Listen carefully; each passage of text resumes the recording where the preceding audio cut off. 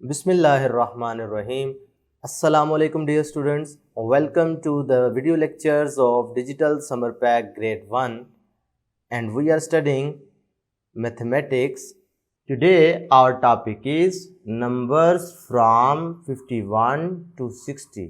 यानी आज के वीडियो लेक्चर में हम 51 से लेकर 60 तक नंबर्स के बारे में स्टडी करेंगे। तो स्टेटमेंट पढ़ते हैं।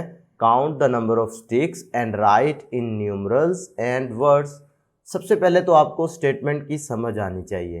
क्या पूछा जा रहा है आपसे कि आपने ये स्टिक्स आपके सामने नज़र आ रही होंगी आपको स्क्रीन पे, तो ये आपने काउंट करनी है और इनको न्यूमरल्स की शक्ल में और दूसरा वर्ड्स की शक्ल में। आपको पता है जब कभी भी आप किसी प्रोडक्ट्स को, किसी भी चीज़ को, किसी ऑब्जेक्ट को काउंट करते हैं तो उसको आपने बताना भी तो होता है ये कितनी है। तो उसके लिए दो सूरतें हैं, एक होती है न्यूमरल्स और दूसरी इन द फॉर्म ऑफ वर्ड्स। ये आपके सामने एक एग्जांपल की हुई है। ये क्या लिखा हुआ है 52, ये in the form of numerals है और ये हमारे पास in the form of words है। अब ये कैसे पता चला? अब ये देखिए, हमने पीछे पेंसिल्स की मिसाल से समझने की कोशिश की थी प्रीवियस वीडियोज़ में। इधर क्या है, बंडल्स बने हुए हैं स्टिक्स के। तो ये वाला पूरा बंडल किसको शो कर रहा है? 10 स्टिक्स को। ये भी 10 को, ये भी 10 को, ये भी 10 को और ये भी 10 को।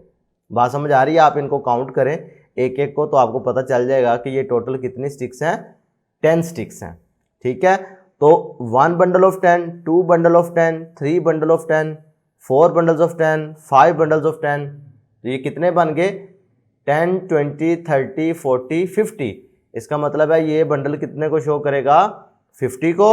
और ये साथ में 2 अलहदा से स्टिक्स मिलकर क्या बन गया? 52। बात क्लियर है? इसी तरीके से प्यारे बच्चों अब बाकी भी आप आसानी कर सकते हैं। 1, 2, 3, 4, 5 क्या हो गया? 50 और ये साथ में मिलकर 51। मेरी बात क्लियर है?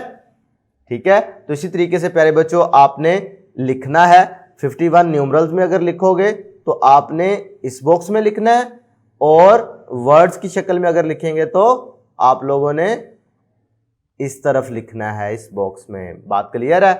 तो मैं उम्मीद करता हूं कि आपको ये कॉन्सेप्ट समझ आया है कि नंबर्स बेसिकली बनते कैसे हैं। ये 10s और ये 1s मिलकर, ठीक है, यानी 5 10s हो और 1 1s हो तो क्या बनता है? 51। मेन चीज़ है, आपको कॉन्सेप्ट समझ आनी चाहिए। तो मैं उम्मीद करता हूं कि आप लोगों को ये कॉन्सेप्ट समझ आया होगा और इसी से रिलेटेड ये जो बकाया क्वेश्चंस रह गए हैं ये आपको एज अ होमवर्क दे रहा हूं। आपने क्योंकि समर पैक कर रहे हैं, आप अपने घरों में मौजूद हैं, तो ज़्यादा से ज़्यादा आप लोगों ने खुद काम करने की कोशिश करनी है। जितना खुद करेंगे उतना ज़्यादा सीखेंगे। आज के लिए इतना ही, नेक्स्ट वीडियो में फिर मिलते हैं। अल्लाह हाफिज़।